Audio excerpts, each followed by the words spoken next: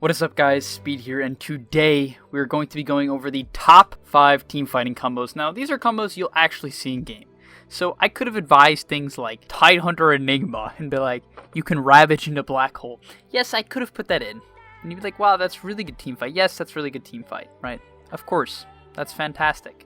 But I'm going to give you 5 combos that I think you'll actually see in your games and that have been picked in the past and that are known to be notable team fighting combinations. Coming in at number 5 is Dark Seer and Disruptor. This is one of the more common professional combos, at least that I've seen, for the reason that Disruptor and Dark Seer sort of have a nice pace, right? Dark Seer is a hero that once he hits level 8 is able to put in insane map pressure, and Disruptor does the same thing, right? When you have Glimpse and Ion Shell, it's very hard to run away, as well as Surge. I mean, especially if you pick Dark Seer with a hero like Spirit Breaker, you have even more chase. This combo has insane chase, has insane synergy, but the team fighting combo is insane. Vacuum into Static Storm plus Kinetic Field. I mean, what more can you ask for? This combo straight up wins team fights, silences people in an AoE, and keeps people grouped together for all the Ion Shells. Coming in at number 4 is Mars Dark Willow. Now, I don't think I've seen this one in the pro scene up to date. I'm sure it's been done as it's quite potent, but the general gist is that you want to run people's faces right into the wall. It's pretty simple. You simply use Dark Willow's Terrorize in the Arena of Blood of Mars, and everyone inside of it smashes their face against the wall as if you had a headache. Frankly, this combo will give you a headache in the regard that the fear lasts for 4 seconds. 4 seconds. That is a long time of bashing your head into a wall. And not only that, if you have the Aghanim Scepter for the Shadow Realm, you can pump in damage in addition. Not only that, you don't even need the axe, you have Bedlam. Basically, you get the fear inside the Arena of Blood, you throw on the Bedlam on top, and even if it's just on one hero, this combo will literally solo kill 3,000, 4,000, 5,000 HP heroes within a jiffy. Next up on the list is Naga Jakiro. Now, I could have replaced Jakiro with a few heroes, notably Enigma as well, right? Naga Enigma is also absolutely fantastic, but Naga Jakiro has been a notable one for a long time. These heroes just have natural synergy, right? In the laning stage, I think they make a lot of sense.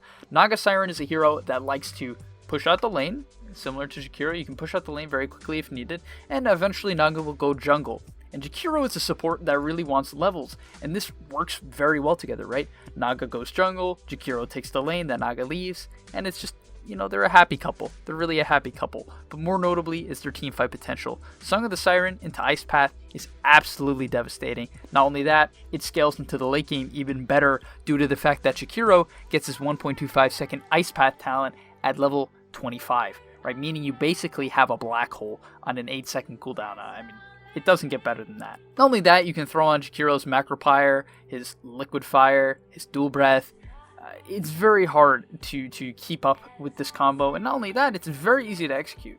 Absurdly easy to execute. The only downfall to this is that it's sort of a high cooldown as you have to rely on Song of the Siren.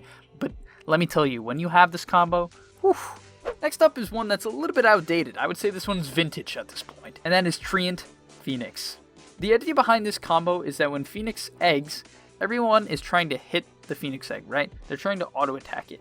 So, if you can overgrowth them and root them, preventing them from attacking, that just makes sense, right? People want to attack, you prevent them from attacking, you do AoE damage, you disarm in an AoE, it really just makes a lot of sense. And this was a very popular combo when Phoenix was a very prevalent pick in the meta.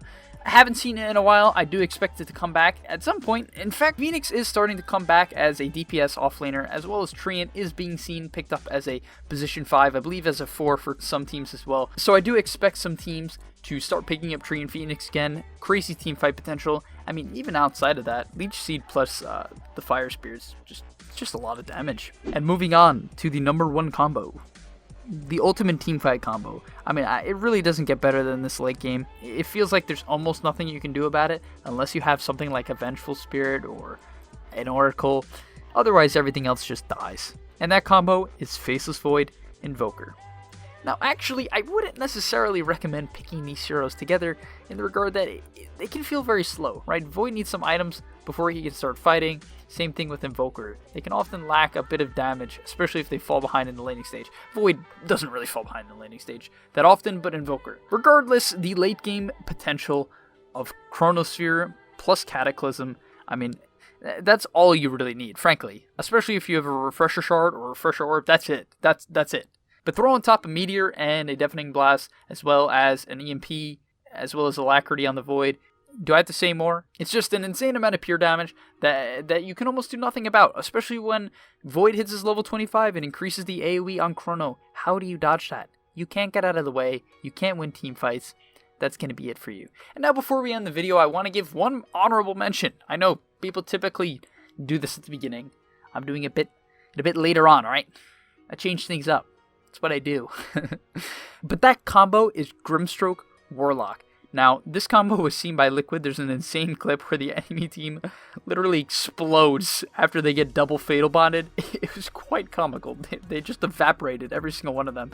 But in the recent patch, this actually got nerfed a bit, where Warlock's fatal bonds, if they're already attached to someone, they actually don't have priority to attach again, so it's a less likelihood, basically, that you're going to be able to get the double fatal bonds. It's still potentially like one of the best team fighting combos in the game, and it's a very low cooldown, based on the fact that it only relies on the Link cooldown. So yeah, try out Grimstroke Warlock. This combo is insane. I mean, Warlock in general is an insane team fighter. You can pair him with a lot of heroes, Sand King, Spectre, etc. But I think this one in particular is quite hilarious if you pull it off. So yeah, give it a go. Hopefully you guys enjoyed. I really do recommend trying out these combos. I mean, personally, my favorite was Treant Phoenix. Way back then, I loved playing Phoenix. Just a really fun hero that I think has nice versatility as a support due to the fact that it scales super well. A 90 GPM talent, a DPS talent at level 15. Great support if you can learn it and get down the laning stage. So yeah, maybe try out that combo if you haven't seen it.